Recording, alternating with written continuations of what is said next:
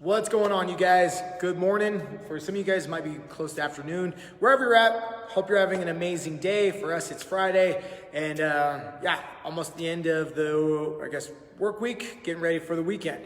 I had a question for those that have been able to catch the live workshop over the last 3 days. Appreciate you guys for joining us. Yet again, if you have questions, it's almost time here.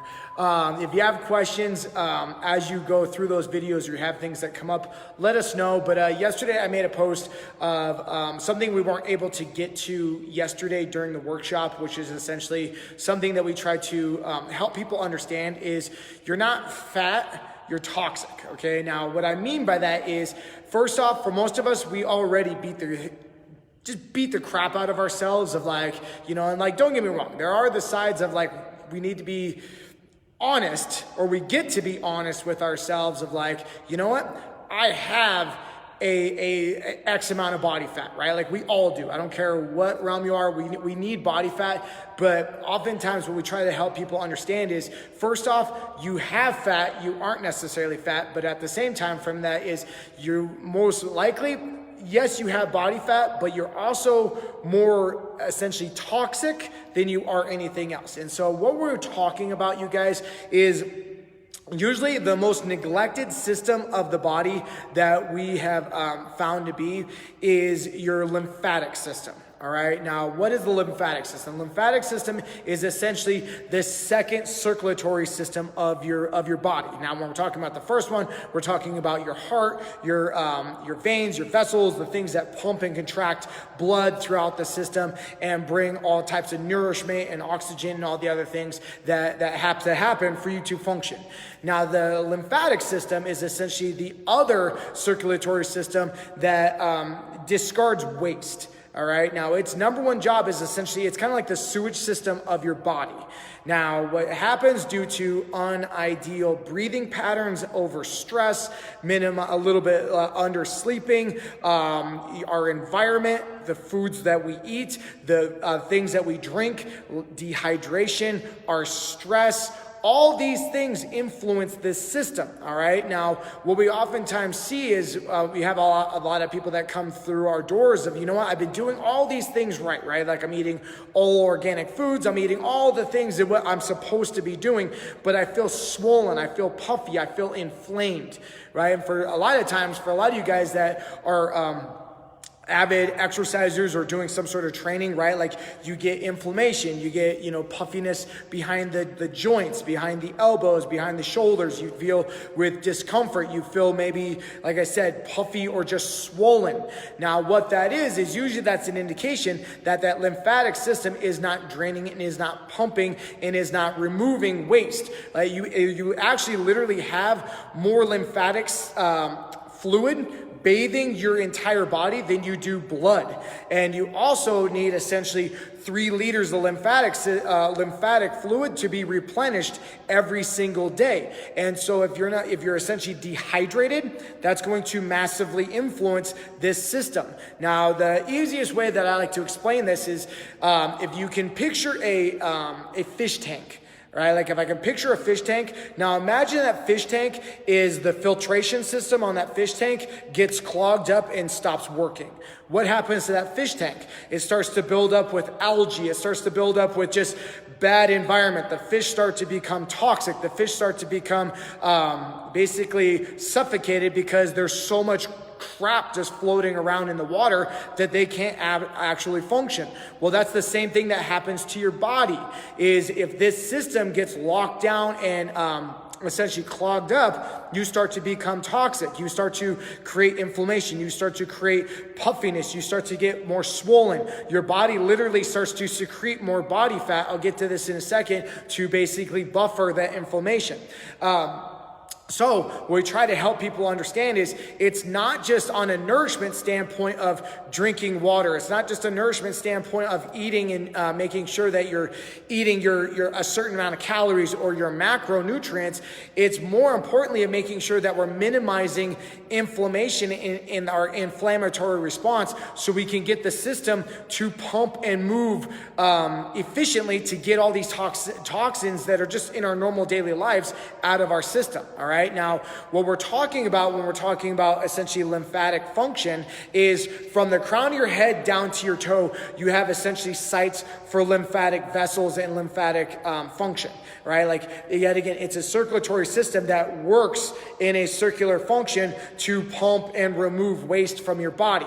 A third of it is actually found in your upper region around your head and your neck, all right? So sites all across the, from your body, from the back of your head to behind your ear, to your neck, to above your eyes, to underneath your chin, to on top and below your collarbone, to across your sternum. Actually, one of the bigger ones is right below your sternum, to underneath your serratus, to your elbow, to off to the side by your, basically by your spleen, across where your hips are at, close to by the groin, behind the knee, right? So for a lot of you guys that are experiencing, especially we see oftentimes with avid runners, is I always have this buildup and this kind of puffiness behind my knee. Well, there's a junction there between your calf and your hamstring and all the other stuff that tends to be irritated a little bit, but also that's a lymphatic site. So if we're having essential discomfort or puffiness down in that region, that is also an indication that that system's probably not draining.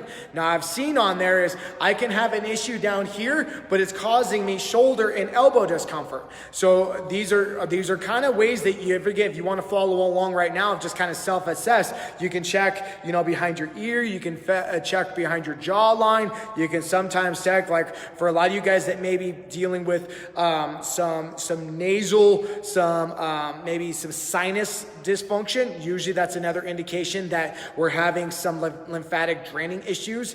You can check on top and below your collarbone. You can check across your sternum and between your ribs, and especially the one on top of the elbow. So if I essentially find my elbow and I kind of touch around in between here, and that's sensitive to the touch, oftentimes like, oh, don't touch me. Usually what that is yet again, that's an indication that that system and those valves are blocked up, and that's that fish tank getting really, really toxic and really, really full of algae. Now, how this affects essentially when it comes to weight gain and fat and all these other substances on there is because if that's my number one detoxification system for the body. All right, now, if there's one thing that the body does not want is toxification, especially around like its vital organs, your heart, your liver, your spleen, your kidneys. It wants to separate that as much as possible. Now, what happens is if that system gets clogged up due to dehydration, due to stress, due to not sleeping properly, due to unideal breathing habits, due to essentially overstimulus. Another one of the questions what we oftentimes ask people is, how's your digestive function? Because if I'm having digestive issues and GI problems, that's usually because it works side by side with your lymphatic system. That's a big indication that that lymphatic system is blocked up, which usually leads to, because your gut highly functions with your brain, is that also leads to inflammation not only of the gut, but also leads to inflammation of the brain. And that's where we start to feel foggy. We start to feel less cognitive. We start to potentially deal with sleep issues, sleep disorders, but also depression, sadness, unideal, because, melatonin, the other basically happy hormones of our body is also secreted mainly in our gut. And if that talks to the brain and if that's not able to function due to inflammation, yet again, I'm going to have even mood and emotional issues happening when this system gets kind of clogged up. So if there hasn't been one thing that you are hearing on a repetitive sequence from us, is every system talks and communicates with each other, okay? But now getting back on track is, if that system is clogged up, it's going to rely on other systems of the body. So oftentimes that means the lungs, right? So what we oftentimes experience with a lot of the athletes and the clients we work with is, I don't know what's going on. I can't breathe.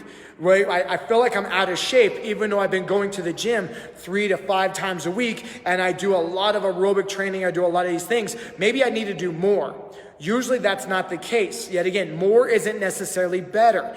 Oftentimes is if my system is clogged up and not moving my junk out of the system, it's going to rely on other systems. Oftentimes that could be the lungs. And so I'm going to divert good aerobic function, good oxygen saturation, good elements of functioning and breathing properly. I'm going to rely and use my lungs to yet again move and process toxicity or toxins out of my system. That goes to the liver, that goes to the kidneys, that goes to my urinary system, that goes to basically all the other systems of the body. Like I can't tell you, when we were having a large amount of forest fires here in Colorado, the air was just not in good working form. We worked with a lot of people on trying to get their lymph system pumped and moved, not only on the sense of what I'll show you here in a second of getting that system to function and move, but also on the standpoint of making sure that, yet again, we're getting plenty of water, we're getting plenty of nutrients, we're getting plenty of foods that are not inflammatory responsive foods, all right? Now, how that pertains to your fat is if those systems aren't able to essentially condone and move that toxicity out of the system, inflammation is essentially heat. All right. Now, inflammation can be good, right? Like oftentimes when we experience a injury or whatever, that inflammatory response is a natural response for your body to bring nutrients and other things to help recover that area of the body. It's when we have chronic inflammation is when it's an issue. And so when we have inflammation internally via bad dietary practices, yet again, a lot of stress, undersleeping, bad just or overall functioning, we deal with a lot of internal inflammation. Well, if my body can't get rid of that inflammation, yet again, that's internal heat around potential vital organs. What my body does is it naturally starts to secrete extra body fat. All right. Now, we all have body fat in our system. You all have a specific account of cellular body fat. But what happens on that is when I have inflammation around the system is my body will actually secrete those cells and that extra, that additional body fat to go around that inflammation to buffer the heat as an insulator. And so when I'm feeling puffy, I'm feeling swollen, I'm feeling all these things despite I'm doing everything, obviously, I'm usually dealing with a heightened amount of inflammation internally. And so that's when I start to almost experience more of a swollen type of feeling. All right. So it's not just necessarily like, man, my pants aren't fitting good anymore because I'm getting fat. It could be because you're actually toxic and you're not allowing that system to do its job, and it's doing its job of trying to keep all the inflammation that it's dealing with to a minimum amount from not getting other bad things happening. And so instead, if we can get that system turned on and promoted, better detoxification practices, that can help. Okay, so the question is, okay, what do I do about this? All right, now if this is kind of hitting home for you guys and you want, I'm gonna put together a program to show you kind of different areas and how to get these things pumping. All right, but like I said, you can self-assess yourself. Now, you don't have to be like, don't like just graze across it. I don't feel anything. Like kind of palpate, kind of see what's going on. Like, ooh, that's a little sensitive, but my collarbone, ooh, that's a little bit sensitive. Now, how we work on this is essentially kind of, you saw my video the other day of standing on a lacrosse ball and massaging the tissues. It's similar, but we don't want to be that aggressive with it, okay? So I'll use the behind the elbow or below the elbow. So there's a site right here, if I find my elbow, right below that, and kind of maybe that little bit of tenderness right there. Now what I'm going to do is I'm simply going to literally rub it. All right, so I'm going to rub it, kind of circles back and forth, just lightly on the skin, okay, because it's a little valve. There's a little valve sites all throughout the body, okay? Now, if I push on it, I can actually push that junk back up the valve, and I could cause further issues, all right? So if I just kind of massage and just kind of rub lightly and kind of stimulate the skin and stimulate around that area, I can get that to kind of stimulate and pump, all right? Now, there's two ways in which your lymphatic system actually pumps.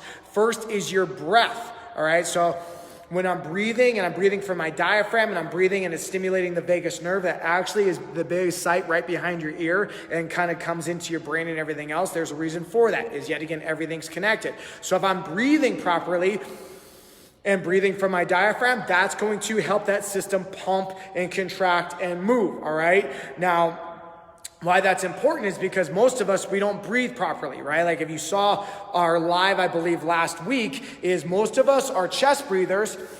and we breathe from here, and we don't actually get that system pumping and moving efficiently. So it's not just on the basis of getting ourselves to breathe and inhalate and exhalate. Yet again, 80% of your fat is actually lost through exhalation. I think that might trigger for some of you guys, is if me getting my breath out will actually help me increase my metabolic function, but also it will help me pump my lymphatic system to get the system moving properly, all right? So first off is your breath. The second part is movement, right? Is yet again, it's not just moving to burn calories. We gotta move. Whether it's going for a walk, whether it's going for a run. It doesn't have to be super high intense. It may be some yoga or stretching or moving. Just anything to get that system pumping is going to help. So those two ways to get your lymph moving is first your breath. Second is through movement and muscle contraction, all right? Now to help stimulate that, like I said, you can rub it, you can massage underneath the chin, underneath your eyes, around your eyes, along your jawbone, behind the back of your head. One thing that I do every single day is in the shower, I have a dry brush, and literally I brush all these sites throughout my body. It literally takes about 2 to 3 minutes, maybe 3 to 5 minutes if you're really feeling it a little bit. But yet again, across the sternum, right across kind of on the side of the navel, along the hips, along kind of the inside of the groin, behind the knee. If you don't have that, you can use a toothbrush. Okay, so if you literally have an extra toothbrush, you can take these and literally just kind of brush back and forth, kind of in a circular fashion, up and down, side to side. Just light and easy to help promote and stimulate these sites will help. In addition, it will help with blood flow, will help with all the other stimulation of the system.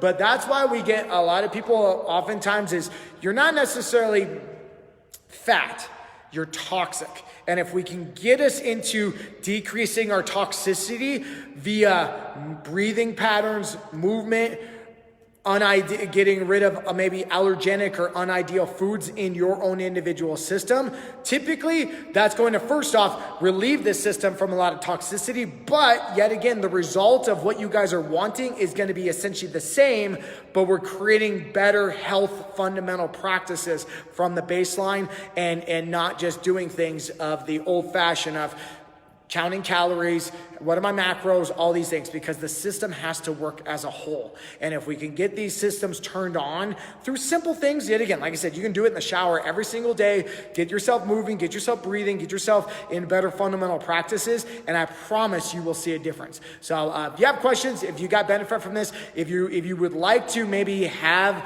kind of some more direction as far as how to manipulate the system and turn these things on, let me know. But I appreciate you guys' time. Happy Friday. If it's Friday where you're at, take care. Later, y'all.